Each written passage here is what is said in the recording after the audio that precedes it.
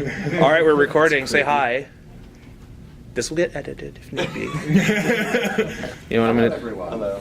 If you're watching this, it means I didn't survive. Come on, turn. Here we go. This is what happens when FinalDraft tries to do camera work. Everybody say hello. Hello. All right. I'm pissed you're recording this because I was about to take credit for the whole show. Well, you did do the whole show, right? Lauren Fast is a figurehead. Lauren, did you say Lauren Fast? I might have. I don't know. Fix it in post. I heard you were a fanfic writer and dirty spoiler person. That's right. Yeah. That's how I got on the show, fanfic. Speaking of spoilers. Stop it.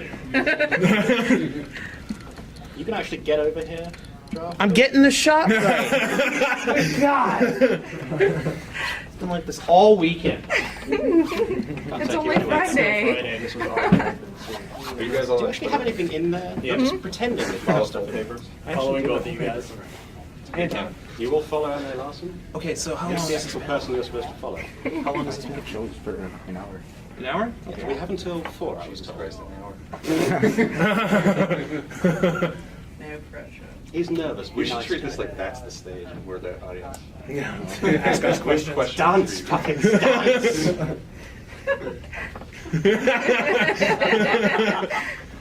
All right. Well, okay, so I believe that we got everything set up. Oh, do we have to be serious now? Yeah, I think we Oh, do. you're making it all record button. professional. I did. I've been told there's a Not little enough red times. light that says recording. Oh, Yep. Yeah. All right. Well, so Paul's this. on it. Everybody's Nah, more below it. To the side. 8-track. You're just gonna have to deal with it because you're not here. That's how this camera shot's gonna work. Okay. Well, if you guys don't know me, my name is FinalDraft, and I host Everfree Radio. But these two gentlemen here asked me to moderate their panel because, despite their extensive knowledge and their just expertise in the fields which they work in, they're also incredibly modest. So, this to my left here is one Mr. Foalpapers, and to his left is M.A. Larson. Howdy. Now, Foalpapers, you may know him from No from way. Twitter or from his Dusty Old Books presentations.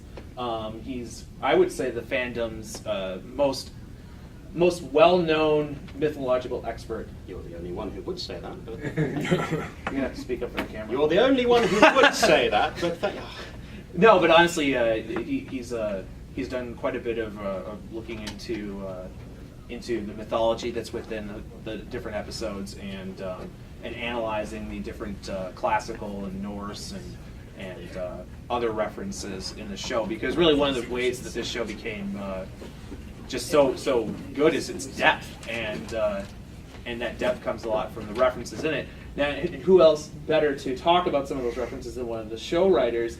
M.A. Larson here wrote, M.A. Larson here wrote some of the better episodes, I think. He wrote Sonic Rainbow. He wrote Return of Harmony. He wrote, both part 1 and 2. Both parts. He wrote It's About Time. And then you also wrote, I think, Secret of My Excess, right? Yeah. Yeah. Cutie Mark Chronicles. Cutie Mark Chronicles. So some of the the better known episodes, and a lot of those episodes feature a lot of mythology. Now the one thing, if you don't know, if you don't follow Twitter, is that Foalpapers here and M.A. Larson have a bit of a back and forth. It's been going on for quite a while. So actually, and this is going to be coming out soon, but whenever Free Radio's interview of Mr. Larson here finally comes out, because we're almost done editing it, it's actually me and Foal who recorded with him because they have that great dynamic. So anyway, Foal, Dusty Old Books. Why that name?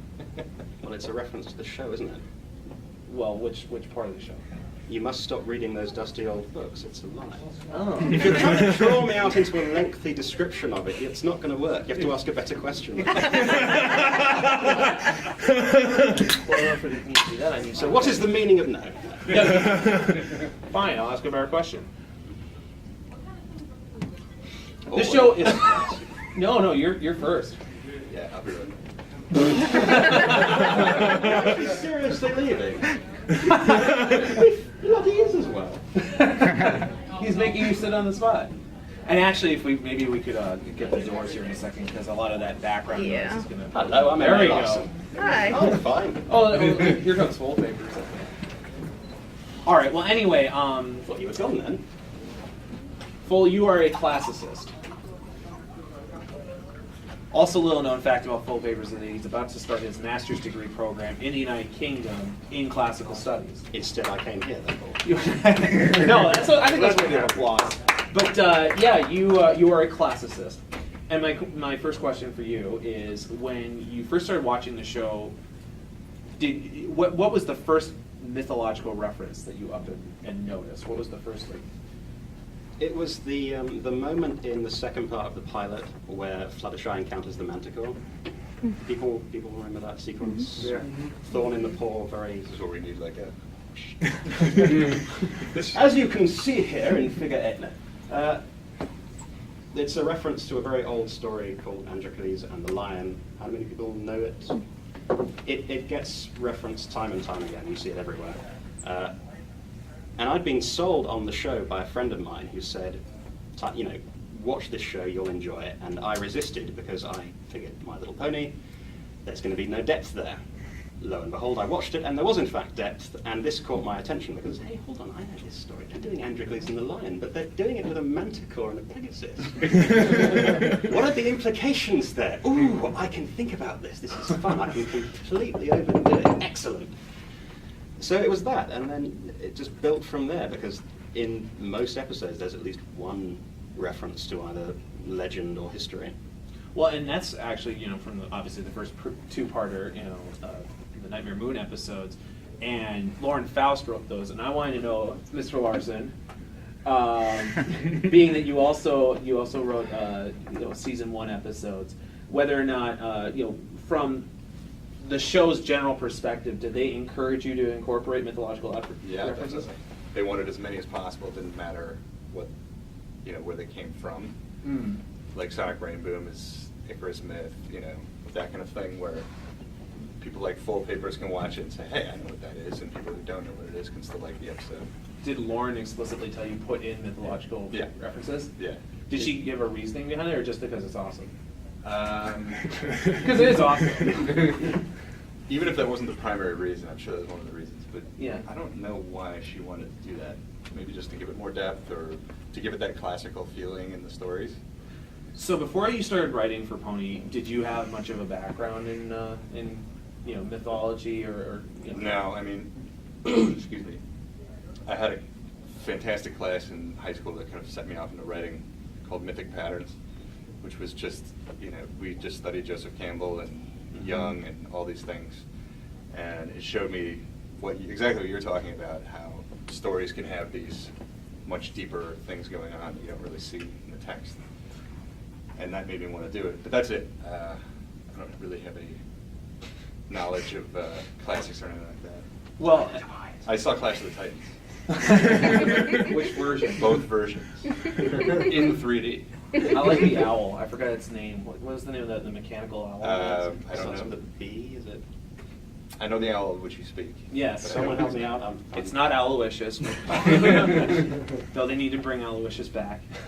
I just enjoyed the remake because they brought it out, and I was like, oh, should we take this along? No, yeah, it's like on a old bookshelf or something, in a pile of junk. But some of the best, books, movies, TV shows, whatever they are, that I like, and I tweet about the Coen brothers all the time, but they have a movie called The Serious Man, and it's the story of Job. But even if you don't know the story of Job, you can really enjoy the film. And my favorite stuff has that extra depth to it, and so I love that Laura did that in the show. When you're writing for, because you don't just write for Pony, you've also written for other shows. One that I found out actually just by happenstance is you wrote an episode of Gravity Falls, but you also write for, I'll let you list them. I can't remember when the one's like Kick-Ass, what is it? Kick Buttowski, Suburban Daredevil, which was called Kid Knievel Yeah. at the time. I did one episode of Foster's, which is really unfortunate because I love that show, and I came out right as it was ending. Foster's fans? Yeah. That's where I met Lauren and Rob. What else have I worked on? I worked on a lot of stuff that hasn't aired yet. I wrote a couple episodes of Annoying Orange. on Cartoon Network. Some shows that I haven't aired yet. Littlest Pet Shop for the Hub, which is actually really good.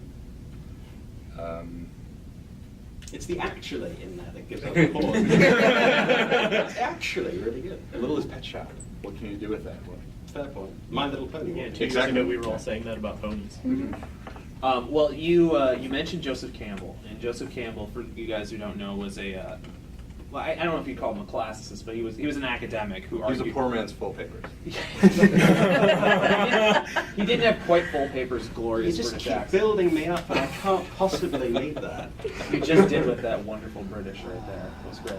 No, but he wrote a book, and he also several books, and he also did a very famous PBS series called The Power of Myth. Which is exceptional. It's very a good. really, really good series. If you haven't seen it, I mean, it's one of those things that just doesn't age. The most famous thing from that, I think, is his analysis of Star Wars. And the They even pulled in George Lucas for that, I think. Oh, They did that? filmed it at Skywalker Ranch. Yeah. Is that right? Yeah. Because Campbell and Lucas were mates. Yep. And anyway, in what he says in Power of Myth is that that all of the great hero stories, or all of the great, well, storytelling in general, derive from archetypical, well, hero quests or archetypical elements. And so when you're writing episodes of show, are you really conscientiously trying to draw upon archetypes, or do you just kind of more organically approach it? Because especially given, the mythological references or whatever. I mean, this show, obviously, it's really known for its characterization, but you get an episode, for example, like Sonic Rainboom, where, yeah, it had that Icarus moment in it, but it really is about, in a sense, Rainbow Dash's journey to overcome, Yeah. Her own inhibitions. Those kind of things, I don't think it is conscious. It's like, here's the premise, and what do the characters do, and then those archetype things come out. Well, Jung would say that would be unconscious. Well, that's probably true. Yeah. Well, even if we don't buy into the idea of the collective unconscious, you're still a product of the cultural upbringing you've Yes. enjoyed. So all the stories that have influenced you and moved you and built you up as a writer, you are drawing on those, whether or not you're consciously trying to plot it out. I think it would be boring as hell if you were thinking, oh, I can do separation here and initiation here and return here. If you're actually mapping out the hero's journey versus... Well, then there is a lot of shorthand that you use in writers' meetings and things. Like, it's a bad example, but it's about time. You'd say, oh, so she's kind of like Doc Brown here. It's like shorthand with the other writers, and everybody knows, yes, it's that character in that moment. So the archetypes come into it. We don't sit down and say we're going to do this particular Campbell type archetype. It just happens. You are disappointing me. In my mind, I was thinking, wouldn't it be awesome if they were all just sitting there reading Campbell and saying, ooh, we can do this bit and this bit. So we're reading synopses of Brady Bunch episodes. Well, that works too, I suppose. Well, okay, so for example, let's use that episode as an example. Foalpapers, I know that you, like me, noticed the absolutely blatant classical reference right away in that episode. Which episode are we talking about? It's About Time. Right, I'm sorry. Very blatant, very over the top. Well, Tartarus and Cerberus. Tartarus and Cerberus, we find out there's an Over the top, you'd say? Well, I would say You've opened you so many open avenues hell. there. you literally, in a sense, I mean, Oh. adding Tartarus to the scope of the show, it's a very large thing to do. But it. I mean, I would say, this is just my perspective. Those are fun elements, and it's great to see those in that episode. That episode, you could have got away with not doing it. And Right. so, when you were writing that episode, was that something you added later as an opportunity to? Nope. That was in the room, my story meeting. It was, this is probably not how it happened at all, but I think Rob mentioned it, Renzetti, the old story editor, and we looked it up and we were kind of reading about it, and Lauren was super into it and loved it and thought it was the coolest thing. And so we just added it. And now she's not on the show, so I'm not sure if she intended for that to go further than it did. And even if I was sure, I wouldn't say right now. So Fair enough.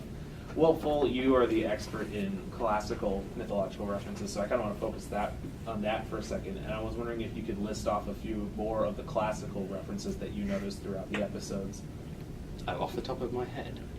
You are a brony. See, you're putting me on the spot, and I'm blanking completely, even though I have a list on my computer. give me an episode. Yeah. Okay, well, I'm thinking, Sweet and Elite. No, I got nothing. Well, they have a hippodrome. I can't. Which one was Sweet and Elite? That's the You're making me look terrible here. that's the one with Rarity in Camelot, where It's My Fair Lady. So it is. Well, I'll tell you the blatant one, which isn't a mythological reference, but it's a classical reference that caused a little bit of a stir because not everyone got it, and it's one you wrote. It was the Gabby Gums. yes, episode. thank Yep. you. What's the name of it? Ponyville Confidential. Yep. The Et Tu. Oh yeah. Et Tu, Gabby Gums. I love that one.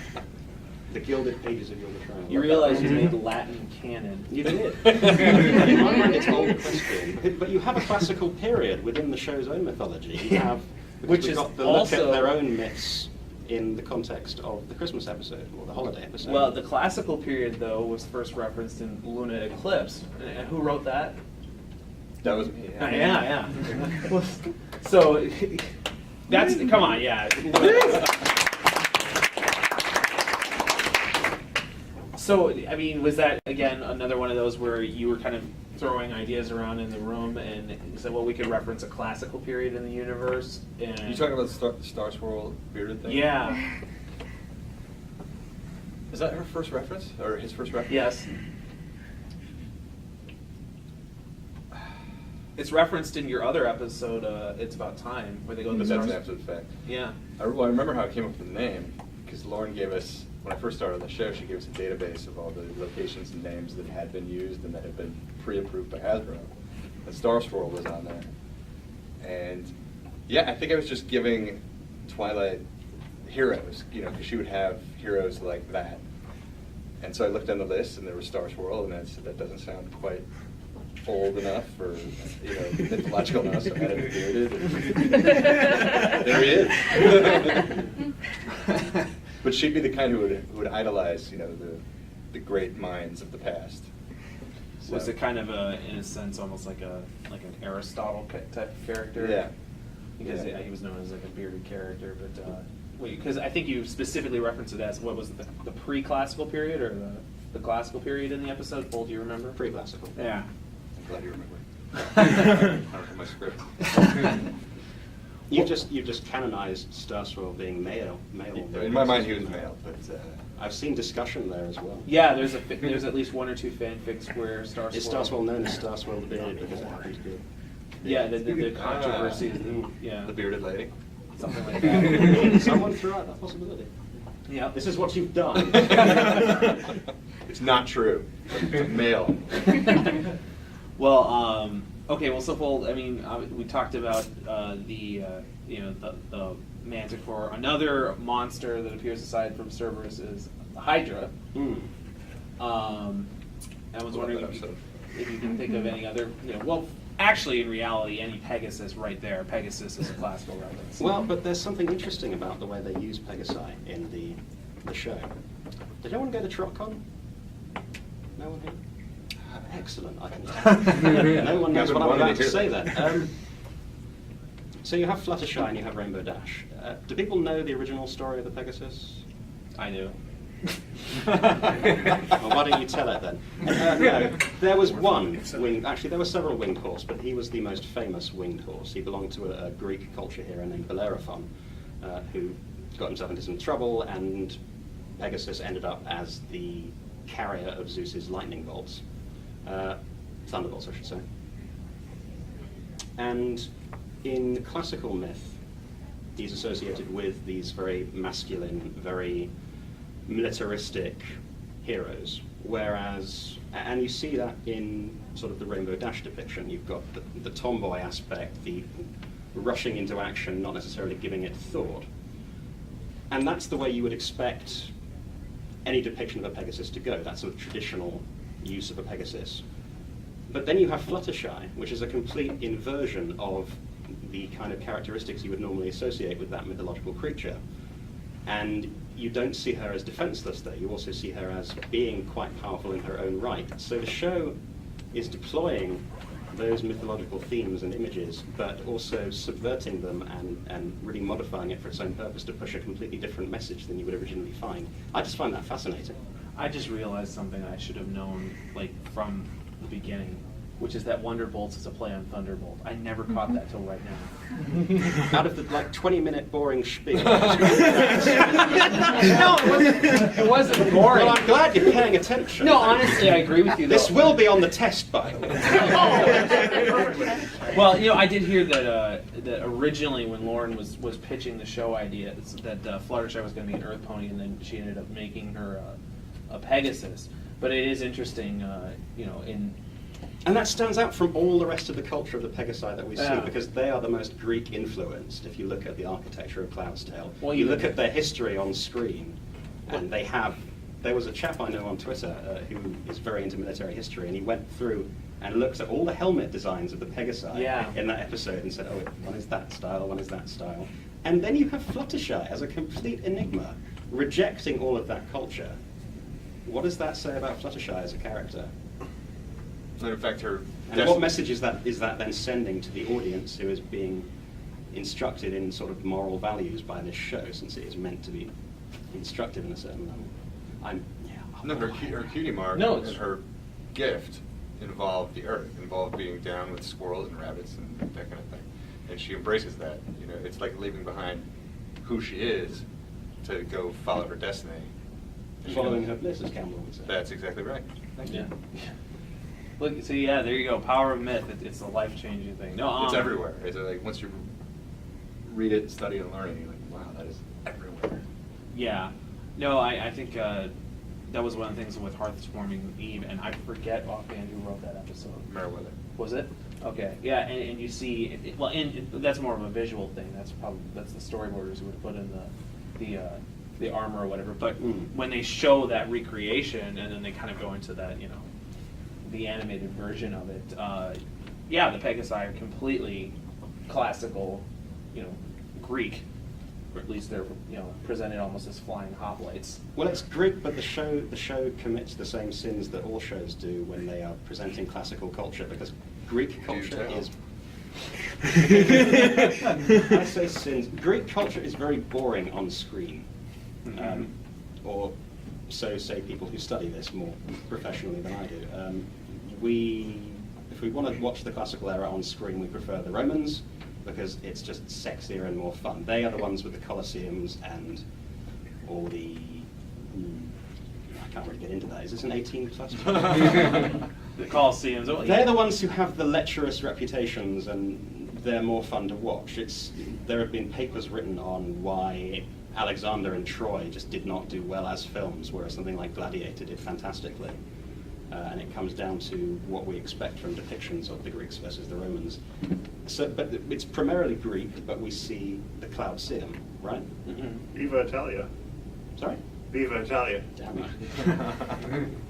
So you have some aspects of the Roman culture in there, and they're the same ones that all the others. So there are some ways that the show does fall in line with how everyone else depicts classical culture, but then there are the really interesting deviations.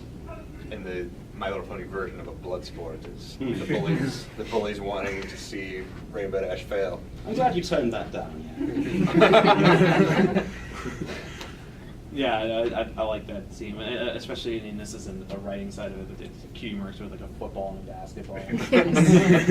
That's a less subtle message, I think. That's not exactly a classical reference either. Well, okay, so, one thing I'm thinking we can do here as well, just so you guys know, is have maybe a little bit of Q&A at the end. But before we get to that... That means you've run out of questions. No, I have another topic to move to. I'm sorry. You're going to have to leave. You're going to have to deal with it. You also have noticed Norse mythological references in the show, which you were going to discuss at Everfree Northwest, and apparently that got sidetracked. That got a little bit sidetracked. I made the mistake of, I don't think it was a mistake, I think it went well. I asked the audience how they all got into MLP, and suddenly everyone jumped for the microphone and spoke about it for the next hour and a half. I was going to talk about Norse mythology somewhere in here, but you guys are more interesting. Well, so... Other than the Pinkie Pie Loki reference, what is there? What am I missing? space. Is there any, like Pinkie Pie herself? Well, as a character, she's not much of a trickster, though. I mean, That's true. Loki We do see her having 8 legs at one point. She could be sleeping. she could be, but I mean, again, of course, this is where Campbell would say that all that Norse mythology has so many parallels with Greco-Roman mythology. It as is well. all the same story when it boils down to it. Yeah. So I'll pivot back to my strengths and ignore the fact that I'll tell you about the Norse mythology when I post that online. Oh, You can wait until then. that's how it is. Well, okay. So overall, then, Mr. Larson, for the episodes that you have written, was there a mythological reference you wanted to incorporate that you didn't, or is there a mythological reference or two that? You know what I was going to say? Is there one coming up that you can't answer? If there's a moment of silence after I speak, then people can make assumptions as to whether or not there are mythological references in season 3. Other mythological references. Take a sip of your water. Somebody's gonna yell, "Hey, look, a moose!" Well, okay. I mean, but do you have a personal favorite among the references that you made, or is there a story, that you like drawing upon? I really like the Icarus myth, Sonic Rainbow, just because it's so integrated into the story, and it's a way to rip off the Icarus myth but have it actually make sense and work. And the wings are integrated so early in the story and make sense, they're central to the story. And when they burn off, it makes sense, and it's not so obvious. I mean, it's very obvious, but it's not. What am I And trying you to say? didn't kill Rarity. We debated it. Which some people appreciate and some probably don't. Well, I did like how you made Twilight the Daedalus of the episode, where she creates the. No, right. Yeah, and warns about not flying too high. Yeah. Well, there you go with the references you were asking for earlier that I couldn't remember. You obviously have the labyrinths twice. Right. You have them in Return of Harmony parts 1 and 2, and then you have them in the Fluttershy episode with. Putting your hoof down? Yep, putting your hoof down. Yes, putting your hoof down. With the Minotaur. With the Minotaur. Yes. In the labyrinth. Which again, I didn't notice until a week after I'd seen that episode. I'm like, oh wait, yeah, he was in the labyrinth. It's not a great I'm place sorry. to hold a motivational speech. But yeah, I mean, for example, Well, it's blatant in the Return of Harmony, as someone pointed out to me. In the original myth, when Theseus goes in, he is stripped of his clothes and weapons, and the only reason he actually succeeds and gets to come out again is because the king, Minos's daughter, becomes completely smitten with him and gives him the ball of thread that lets him find his way back out, and gives him a sword as well. But in the episode, in much the same way, the Pegasi lose their wings, the unicorns lose their horns. So it gets to the specifics of the myth, it hits them. Mr. Larson, it's about time for our round. Oh, Is it Oh, time? what time is it? Get ready to start. there's another one starting? oh, really? That's supposed to be an hour. It's supposed to be 35. Yeah, we've only Supposed to been run here to half an 4. hour. Are we in the wrong room?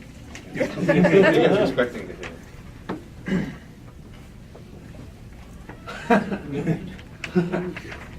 I think that worked itself out. Objection! Everything turned out okay. All right. Well, and there's another actually reference in there, and I wanted to know if you wrote this in or if this was something. This is actually, I don't remember if I asked you this in our interview, but when you were writing those episodes, there's a scene where Applejack is, confronted with 3 piles of various apples that kind of, they're Discord's puppets. Yeah. Did you write that in there yourself? And if so, did you draw that from the 3 Fates? Just say This is years ago. Yes. Yeah, because there is that line. There's that. I'm having trouble remembering if it was just in the script or actually in the show. I think it was only in the script. I don't think it was in the show. There's a part where, for some reason, Discord lets go of his imaginary strings. Yeah. and they Is that all- in the show? Yeah, and they all Okay. fall apart. Which actually is a thread. Yeah, yeah. For those who don't know, the three fates in Greek mythology, Well, do you want to describe it? You describe it, and then I'll... Tell you where you're wrong. Well, no, I was just going to point out that it does, you see that the personification of fate and men's destinies predetermined, and that fight between free will and predestination, that's not just stuck within Greek mythology. You see that, again, in the Norse mythology with the Norns. Again, with the same general idea. Well, I was going to say the three fates, though, for just to explain what they are. I mean, three weird sisters, as Shakespeare would have put it. They're three old hags, basically, who in mythology usually share a single eye, and they can see the future of a mortal's life. And when a mortal's life is over, they cut this thread that represents their life. So it's kind of interesting that, when Discord drops the puppets, it looks like the thread has been cut and all the apples spill everywhere. So yeah, that whole thing, and I'm so happy that we got to do it how we did, because if this show was produced at one of the other studios, they would have said, "You've written this thing so the whole first half doesn't matter." And to me, that's like exactly, the labyrinth myth you're talking about. There's this internal logic and everything kind of works as it's supposed to. The Discord has his labyrinth, and because of who he is, at the end, he's like, it didn't matter. No. But the whole first half of that episode doesn't really matter from a plot perspective, but it's all about the characters and turning them inside out and turning them against each other and having fun. Oh yeah, well, I mean, and I think that actually it does matter to show that kind of characterization and where they are confronted with their. Right. I think my favorite part of that, though, and this isn't exactly a classical reference, but my favorite part of that is when Fluttershy, no matter what, is still kind, and Discord just says, okay, "Oh, enough of this. You're too." I forget the exact. Oh, for goodness sake! Oh, for goodness sake! Yeah, So you've happy been with kind that. for far too long. We were so worried about the timing of this episode because I had to squeeze all of 6 of them into the last 20 minutes or the last 2 acts of that first half, and we were like, we got to Fluttershy, we're like, what do we do with this? And then we just started spitballing, like, what if she's just like, done.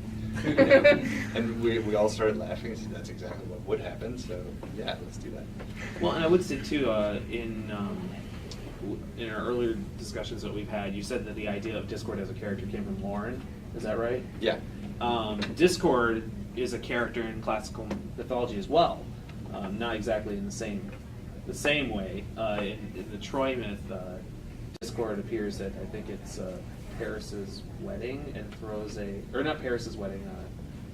It appears at an event and throws a golden apple in and says it's for the fairest, and they all fight over it. That's what starts the whole war. Yeah, it's what starts the whole war, and it ends up Aphrodite wins. I did not know that. That's very cool. Because it was That's the judgment of Paris. Yeah, it's the judgment of Paris. Paris is designated to judge who is the fairest of I think it was Athena. Was it Athena, Hera, and Aphrodite? And he judges Aphrodite, and because of what they'll give to her. Mm-hmm. That's very cool. This is something else entirely. Are you sure? I can't remember. Well, anyway. No, No, but but we had some sort of digital device that would. TwitterCon. Yeah. I mean, so when I heard that the villain before even the episode came out, of course, there were trailers and the name was leaked somehow, and it was Discord, and I immediately thought, okay, here's another one of these classical references. Did you guys, when you were writing the character, draw upon that, or I didn't know that until this moment. Oh, okay. Yeah, I heard he was based more on Q from Star Trek. Yeah. That kind of trickster. Right. But Q also draws heavily from all of those, any of the trickster god myths. And just on John Delancey's personality. Yes. Which is, he's an amazing He can actor. actually do that finger snap thing. Oh, yeah. He does. He VoIPs between locations. I ran into him at BronyCon, and he was in the bathroom, and I said, "Hey, I might be doing your panel next day." He goes, "Oh, are you now?" And he's gone. Just talking to him in the bathroom. I mean, No. no. Hey, John, I want to talk to you. No, I didn't bother him in the bathroom. But what was it? Well, okay, so I'm trying to think offhand if there are any other classical references we can ascribe to Mr. Larson here specifically before we go. Well, I'm quite curious. Who coined Draconicus? I did, but it was, we spent a lot of time trying to figure out what it would be. Okay. And we were all using both of those terms. I mean, that's half dragon, Dragon, half half horse. Yeah. Which I think are the only two parts that he doesn't have. He's kind of got the dragon going. He's got the serpent tail. He's got like one pony leg or something. It says that he has a head of a pony. They cheerily says that. It looks more like And a he goat just to me. mishmashed It them doesn't up. look like it, but cheerily says it at the beginning of the episode. That's part of his thing. He's like, I'm going to name myself after two. It was just, I had a list of them, and that was the one I thought was the coolest. I put that in the outline and sent along, here's some other options, and they liked it. So. Are there others that are comic week?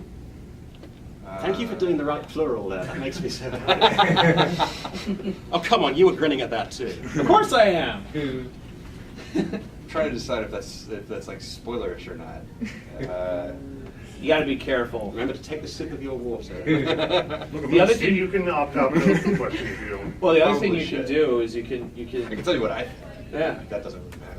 No, I think that's actually Lauren Faust has done this in interviews and such too, where she'll say, okay, well, this is the way I saw it, but it's not necessarily how the show did Okay, it. I saw it as he's the only one, Okay. but I don't know if that's true or not. Well, he's the spirit of chaos, so maybe that he's only one when he wants to be only one, Right. and then he's He doesn't even 75 or exist. pi or something. It's like Aladdin's genie. Did he blow himself up? Or He is an irrational number chronically at any given time. Dark I just matter. want to say irrational. Dark matter, that's right. I've always ascribed the ability of ponies to use various objects to what is it, to dark matter. That they're made of dark matter or something. Ponies are? Yeah. Manipulate, they could pick. Except for Applejack, she did that. I think First, he moves. one of the first school presentations was a physics presentation on how the ponies could fly and how the butterflies could stop them, and it was basically Stevie Magnet, the guy. yeah, and either the butterflies or Fluttershy had to be made of dark matter. It was the butterflies, yeah. Was it? Yeah. We did all those equations in the story meeting. Well, I wanted to ask, and I know Foal is like me, a Shakespeare fan, and we are talking dusty old books, and Shakespeare I think counts as old books. Certainly. The 8-2, reference is actually not. It's a Shakespeare reference. Right. No one is quite clear what Caesar said when he was assassinated. Some people think that he said, and you, my son, referring to Brutus. Some people think that he just pulled his toga over his head. Yeah. Some people think he said something in Greek. But the et tu Brute we associate with him because it was in Shakespeare's Julius Caesar. Et tu Brute, then for Caesar. It's much more dramatic and fun. Well, have you noticed any other Shakespearean references throughout the series? It's okay to say no. Again, you're putting me on the spot here. Well, you're the resident expert. No, you're the one who calls me the resident expert. You're the one who's. We're just going to argue back and forth. Who came for the argument? They did. Excellent. You can find more of our arguments on Twitter. Subscribe now. $19.95 plus shipping and handling. You gotta be Oh, careful. what are the next milestone things for you guys on Twitter? Oh man. He'll sing at 2,000. Who's shaving I my will. head next? Yeah, I will. Why not? On camera now. Yeah, no, I'll sing. I'll sing at 2,000. I'm getting there. I'm like 1,400 or something. It doesn't matter. So anyway, Shakespeare, yes. Shakespeare. I'm thinking Midsummer Night's Dream, if anything. Well, obviously with the Everfree. Well, and also with the mules and the donkeys. A bit. Falling in love. Well, we don't have. It would work if Pinkie Pie fell in love with Cranky Doodle. Actually, I'm sure there's fanfic. She about was it, so pursuing forget him I said that. She was definitely obsessively pursuing him. That's true. Not for romantic attachment, but for friendship. But that's actually an interesting concept The to more bring you up. spin me, the more I fawn on you. Sounds about right. Something like that, yeah. Your spaniel, the more you beat me, the more you. Oh, never mind. No. It's Shakespeare. I promise. I'm not Beating a just. mule?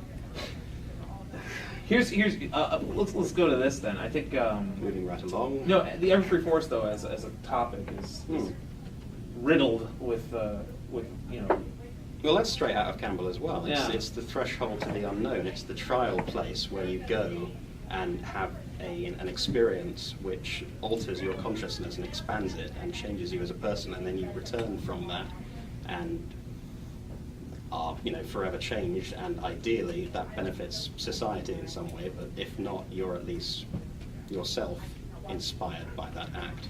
Yeah, I think that's right out of the pilot. Yeah, that's right in the pilot. The whole thing is the hero's journey and that, Through the forest. Through the forest, and that's a very common motif, and especially the forest as a place of transformation and strange creatures. That's right out of Celtic myth. Did a lot of that in Grimm's fairy tales too. Mm. The forest of confusion and adolescence, coming out of the forest with a new experience. Yeah, I think that. Well, I mean that happens in I think it's Stairmaster, and I can't remember who wrote that either. Do you know who wrote Stairmaster? I did. Was it? I don't know. No.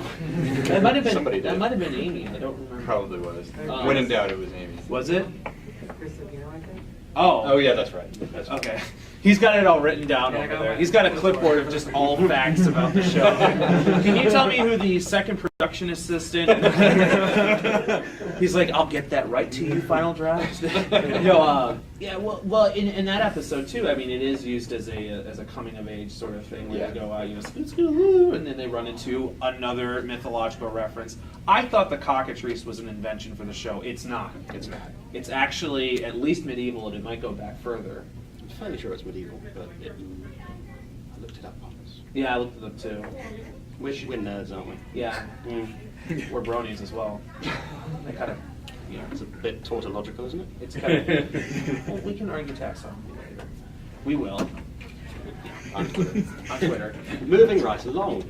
But the point is that they used it as I think as a plot device to be able to grow characters.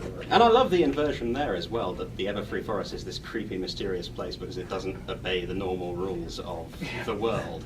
Because weather occurs on its own and the plants grow without being tasted. I love the inversion. I think it's very clever. When you were writing Sonic Rainbow, did they give you any kind? Me. Yeah. I think Cole may have written it and passed it along secretly, but we'll pretend it was you. When you were writing Sonic Rainbow, did they give you any kind of description of the city to work off of? Yeah, well, just that it was going to be Greek inspired. So it was And actually written that way. The structure of that episode is really strange because there's that big long. It was actually a lot longer in the script. The middle section where they're just kind of checking out Cloudsdale. And Lauren was like, let's like see this place. Let's hang out and spend some time and go to these different locations. And she knew in her mind it was going to look awesome. So she's like, let's just take an extended period in Act 2 and check it out. So it has a really weird structure, and that's why. And I love that. Again, I love that because it's not like a lot of times you'll be. I don't want to disparage other studios, but you get these paint by numbers kind of. Well, you can't have a long Act 2 where nothing happens. Hasbro and Lauren were like, yeah, you can. And things are happening. I mean, I'm being a little bit glib about it, but it's a long stretch of just check out the cool city. Yeah. It's advancing the characters, though. It is. It's It not is. advancing the That is storyline. Right. Yeah. But it's also showing off the art, Yes. which is fair enough because it's fantastic and I love what they did with it. And all I knew going in was it was going to have columns and be Greek, so that's what's in the script. But everything beyond that, they just did. Mhm. The DHX people. Well, I think we've got just enough time then now for questions. If you guys have questions, before the guy comes in and gives us ugly looks again. Plus, I've noticed that my phone's been going off, so somebody's got something to say. But do any of you guys have any questions for either Foal here or for M.A. Larson about the mythological elements of the show? And remember that Mr. Larson here will be doing I guess it's a panel, is what you call it. What is it, 7:30. 7:30. You guys got to come. So I'll be a little more focused on his general. Because now I know you and I won't be so nervous. Everybody else in there can Let me check if this was a question sent to me. No, it's a fake phone number. That's wonderful. Well, anyway, I guess I would ask you this, Paul. Favorite mythological reference to the entire series so far? The one that made you smile the most? It goes back to Fluttershy. It really does. That was one of the moments when I said, "Oh, damn, the show's good." No, this is actually happening. Yeah, I was certainly sold on Fluttershy at that moment, and without that moment, I may not have finished through the pilot and then gone on and watched the next 12 episodes at the same time. So, yeah, the Androcles and the Lion moment. Yeah. There's other things in there too that are mythological but not used in the same way, like Discord being turned to stone. I was gonna say It's not looking at Medusa, but it's from myth, and Grimm's Fairy Tales also uses that to symbolize death. So there's things that are used in different ways, but that you are very familiar with too. Yeah, and I was thinking that too, but again, it wasn't. I think it would be a little bit of a different kind of series if Twilight pulled Medusa's head out. I think that's a fanfic. Is it? Well, if it's about death and gore, I'm sure it is. We were talking about cupcakes earlier too. And, Let's just not even go there. let's not even go there. I can't wait to read it. Don't read it? Don't read it. It's going to be my next panel. I'm just going to read it out loud. Well, and that was actually something too that drew me in. Little known fact for people who don't know is that my college degree was in classical civilization. So for me, seeing like the Manticore in the first episode, I was like, I know that. And then just the other varying little elements in there. Well, okay, now I'm getting another wrap-up signal, so we're out of time. They got to set up for the customization panel. Okay, well, I think a round of applause for these Still two 6 gentlemen minutes here.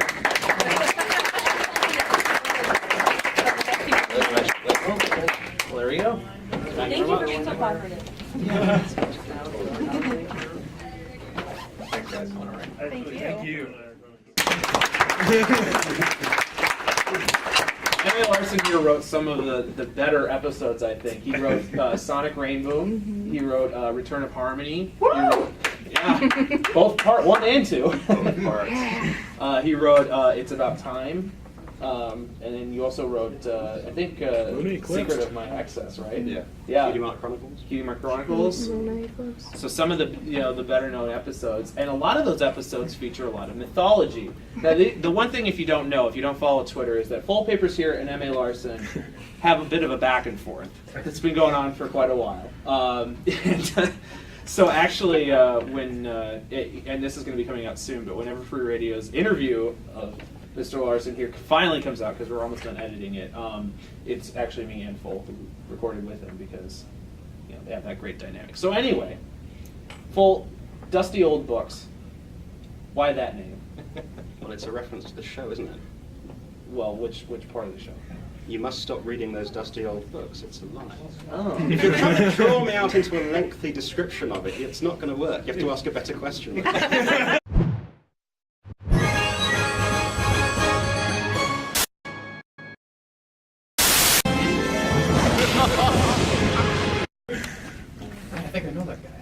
All right, we're recording. Say hi.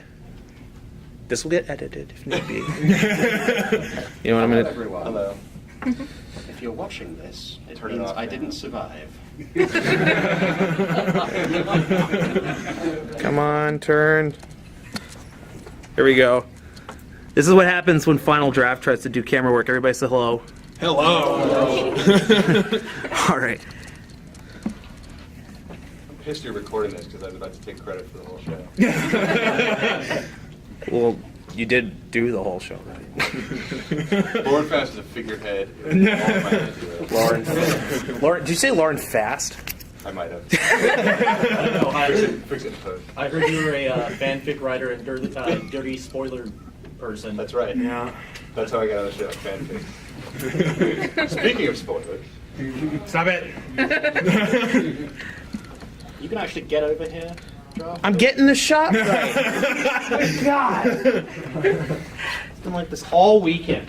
It's only Friday. This was all Are you guys all Do you actually have anything in there? Yeah. I'm just pretending that follow you stuff Foalpapers? Following both of you guys. You will follow M.A.Larson? Okay, so how Yes, long the is actual person you're supposed to follow. How long is this one? Shows for an hour. An hour? Yeah, we have until 4, I was told. Christ, an hour. No pressure. He's nervous. We should Nice treat to this him. like that's the stage and we're the audience. Yeah. Ask us questions. Dance, fucking dance!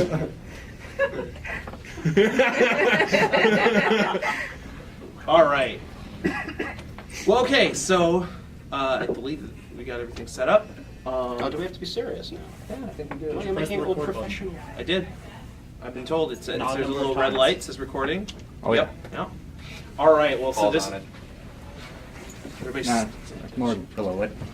It's side. 8-track. You're just gonna have to deal with it because you're not here. That's how this camera shot's gonna work. Okay. Well, if you guys don't know me, my name is FinalDraft, and I host Everfree Radio. But these two gentlemen. So what is the meaning of no? Fine. I'll ask a better question. Oh, This show is. No, you're first. Yeah, I'll be ready. You're seriously leaving? Bloody is as well. He's making you sit on the spot. And actually, if maybe we could get the doors here in a second, because a lot of that background Yeah. noise is gonna. Hello, I'm There we M.A. go. Larson. Hi. Oh, fine. Oh, here comes Foalpapers. All right. Well, anyway, Thought you were gone then. Foal, you are a classicist. Also, little known fact about Foalpapers is that he's about to start his master's degree program in the United Kingdom in classical studies. Instead, I came here then. No, I think that's worthy of applause. But yeah, you are a classicist. And my first question for you is, when you first started watching the show, what was the first mythological reference that you up and noticed? What was the first thing?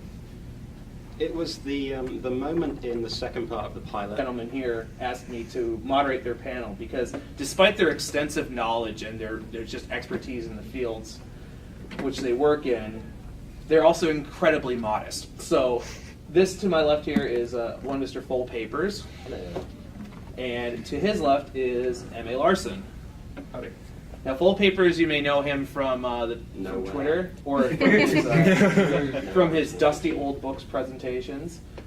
He's, I would say, the fandom's most well-known mythological expert. You're the only one who would say that. But You're gonna have to speak up for the camera. you're the only one who would say that. But No, but honestly, he's done quite a bit of looking into the mythology that's within the different episodes and analyzing the different classical and Norse and other references in the show. Because really, one of the ways that this show became just so good is its depth, and that depth comes a lot from the references in it. Now, who else better to talk about some of those references than one of the show writers? M.A. Larson here wrote, yeah.